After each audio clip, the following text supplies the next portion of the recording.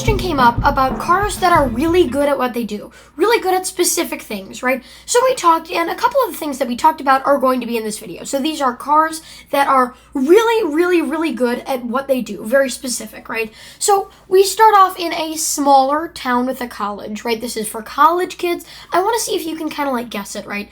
College kids, right? Crossovers are in full swing. They want all-wheel drive. They want extra space.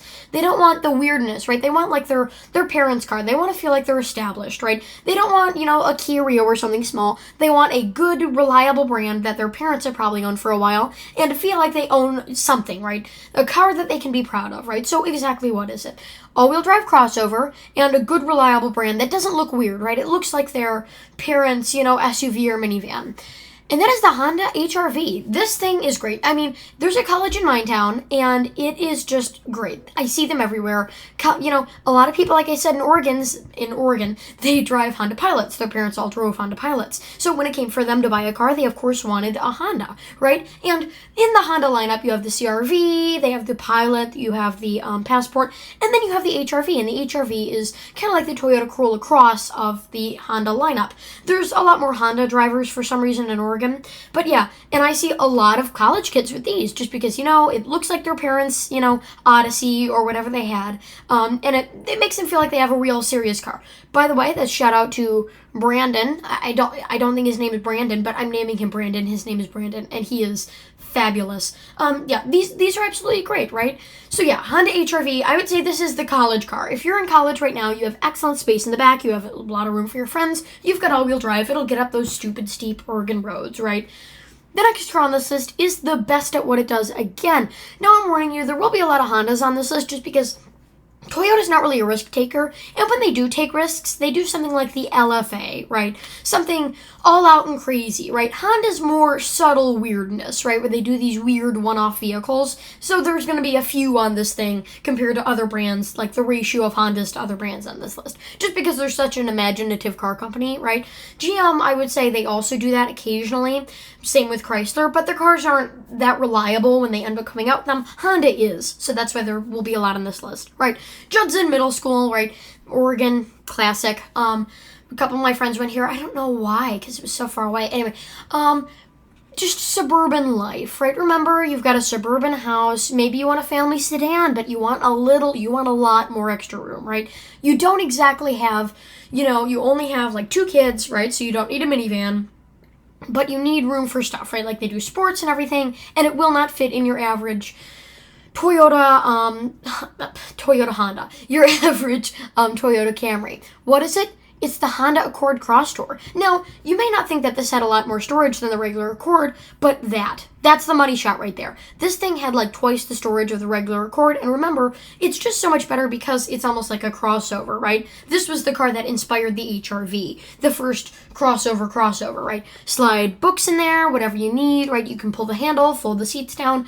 It's just so much more useful than a regular Accord, and not a lot of people drove these, especially in Oregon, because, steep hills and whatever, but a lot in town, especially in, I believe, Salem, had a lot of these, just because families wanted more storage space. It's regularly the same price used as a regular Accord. They see this thing, they say, yep, I want that. So, Honda Accord Crosstour, more popular than you actually would think.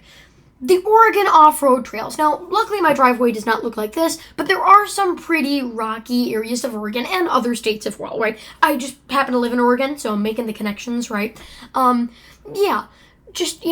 rocky off-roading. You need something that's going to be inspired by the past, right? Maybe. Something that's going to be really short with really big stubby wheels, and that is, of course, the Toyota FJ Cruiser. There is not another car like the FJ Cruiser at all. I mean, it's amazing. It's got a white roof. You've got the big stubby wheels, very short wheelbase. 5 seats, 4 doors, 2 doors, and then like the doorlets in the back. Pretty good car. Not stock, stock radio, everything that you would expect from a Toyota of this era, right? You've got your RAV4 steering wheel, you've got your manly dashboard, all the scratchy plastics, and believe it or not, it's actually not a bad car. I've seen these hit hundreds of thousands of miles, spare tire on the back. These are just absolutely amazing for off-roading. My friend the other day had one of these, and he bought it while I was away, because remember, I've been screwing off in Florida for the past 3 years. And I was amazed. I loved it, because I had never been in one of these before because, like I said, in Florida everyone drives hybrids and whatever. for old people. But yeah, I loved it so much, right? Still won't get me to, forget the element, but still, I really do like it. This is really one of the only cars you can get for this, aside from like a Jeep. And we all know why you wouldn't want a Jeep. So the next car on this list, it's a cramped city. It's very packed. You've got so many people there, and you need to maximize the space, right? You have a family of 5. You need every single drop of space you can get without, cramping up too much, right? You don't want it to be too cramped. You want a lot of storage space, but you don't want to be driving around a gigantic boat in the city, right? A lot of people walking needs to be slow, but also fast when you need it. Get through traffic, cut through traffic, needs to have a nice, comfortable interior, and it needs to be reliable. Because if you break down, you're dead. You're gone. You're obliterated. If you break down in the city, one of my friends did that once. He stalled his car after the light essentially, he was in the town, I believe it was Portland, and there was, for some reason, a bunch of traffic. I don't remember what day it was. I think it was a holiday or something. And there were like so many cars behind him, and the light finally turned green, and then he stalled his car like that, and yet he was new to stick shift, so he couldn't figure out how to unstall. It was a absolute disaster nightmare. People were getting out of their cars. You don't want that to happen, so you want something reliable. You want a Honda Fit. This is seriously like the best car you can get for this. Really, really compact, and yet you have an excellent amount of storage space. Here, if we open all the doors here, you can see just an amazing amount of storage space. You can fit TVs in there. I had one guy move a CRT in his Honda Fit. Amazing. Fog lights, right? Fog lights are really useful. And also, you don't only want it to be good in the city, because occasionally you're going to travel out of the city, so it'll be really good for not the city as well. Really nice interior. You have a touchscreen, climate controls. Everything in here is really, really nice. It's a nice place to be, even in the older Fits, right? Every single button, every single thing in this car is easy to use and easy to watch and figure out how to, press the buttons. It's not like a General Motors vehicle where they have 1,000 different symbols and 1,000,000 buttons, and you can't figure out what any of them do, right? Very good system, amazing car. They're super reliable. These are to me, these are Civic reliability. I don't think we've seen a lot of these get to Civic, 400,000 miles yet. I think in a few years we'll see, especially this generation, get more reliable over time, because like I said, the first generation Honda, as RCR put it, kind of phoned in the build quality, so they have Silicon Sally because they didn't do the seals right. But yeah, these older ones seem to be very reliable, and I'm excited to see them go up in value and get a little bit more rare as time goes on. So yeah, love these cars. That's great.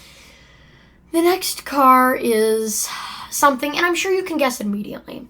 A generic office building and a long Florida road. You want amazing gas mileage. You want a lot of space. There's not a lot of cars next to you, right? But when you do get in traffic, you want it to be kind of compact, and you want the most gas mileage you can get, right? You live in one of these houses. You drive to your office building 5 miles away. It's classic Florida.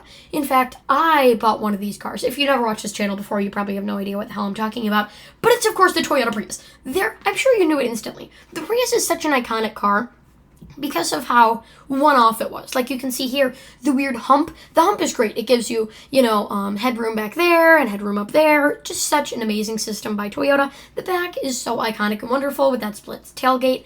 A lot of people ask, oh, does the split tailgate, like my friend, because remember, like I said, in Oregon, they don't have a lot of Priuses. They're looking for a daily driver. He was looking into one in second generation. And he said, on your second gen, does the split tailgate affect visibility all that much? And honestly, no, because the seats come up to about right here, so you don't see all that much out of the back anyway. And I see it as, some people complain about the spoiler in the middle.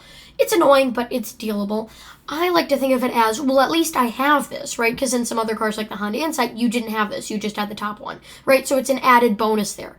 Plus, all Priuses had a backup camera, at least in the second generation. No, they didn't have it in the second generation. The third generation, 2 and above, with this 3 and above with the screen had it.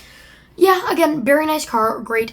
Also, if you're buying a Prius, pro tip, do not get these wheels. Do not buy the 5. First of all, you can see here, this 5, personally, has the worst of the screens, right? You can see it here. Now, if you have the screen, it's a perfectly fine functioning screen. This is just, like corn pops here, right? Just complaining about, nickels or whatever. But it's a very small screen, and you have, the DVD player up there. I have the bigger one that folds down, and the navigation package on my 4. The 5 Prius was okay, but it wasn't great, and I wouldn't really buy it. The worst of all reason is the Prius gets hurt a lot when driving, just because, not hurt, but it's not very comfortable, right? Suspension, everything, it glides on a nice, smooth, bump-free road, but especially in Oregon here, it's a little bit bumpy sometimes. And those big wheels really affect ride quality. I have the smaller ones, because I like them so much better, right? And if there's a specific 5 that you want, like the fog lights, just swap them over from the 5 to the 4. I'm sure you can buy the wiring harness for it on like Etsy and convert it over. So yeah, very nice car. Gotta love it. Now, the last car on this list is one that I've talked about thoroughly and that you know that I love. It's a beach. It's an Oregon road. One of these. This is Bryan Hill Climb, one of the steepest roads in Oregon. I have had the pleasure of driving up this once in my Prius. And it's steeper than it looks, especially considering you can only see about a pixel for a foot. You know, every single foot of the road is like a pixel. It wasn't having fun. My Prius was groaning. The engine was revving pretty high, and the hybrid system was doing jack. But not bad.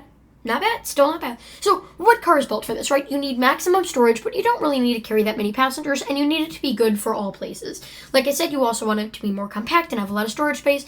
It's the Honda Element. The Honda Element is so fantastic in the way that it works that no other car can even compete. You've got that black plastic cladding.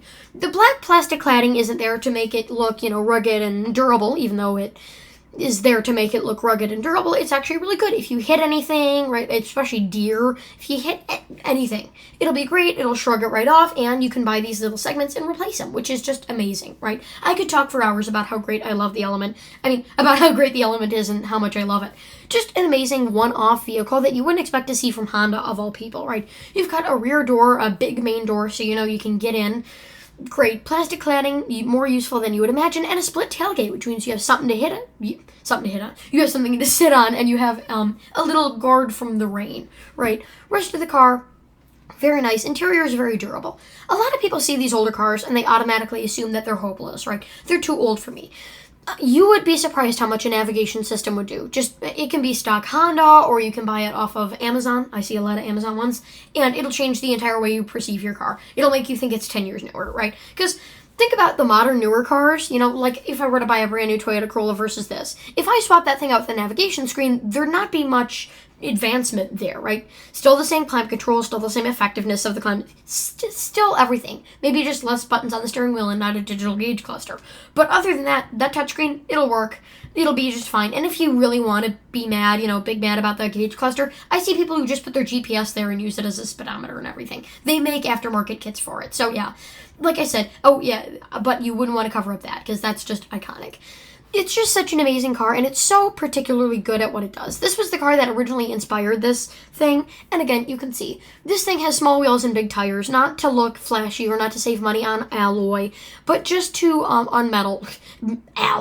but just to, be more comfortable when driving and be better at off-road, at, gripping the tires, doing stuff like that. Because if you ever see an off-road, like one of those, an off-road car, like a Trailblazer or the FJ Cruiser, you will notice a theme, which is small wheels, big tires, because they're gripping onto that rock. If you ever see one of them, like a car with those really thin tires that barely go up an inch past the wheel well, right there and is riding it, you know that thing has never seen a trail or been on a dirt road, because that's what these wheels are for. They're for added comfort. The bigger the tire, the more comfortable. Trust me, that's just how it works out, unfortunately. Fortunately, because I hate big flashy wheels, just stupid. When you're driving, a lot more comfortable, and they grip onto rocks so good. They will affect your gas mileage, which is why the Prius had the weird hubcap things to make up for it, but not bad at all. And you also have a stock screen, so that's pretty nice. So with that, thank you for watching. Don't forget to comment, like, and subscribe, and I will see you guys very soon.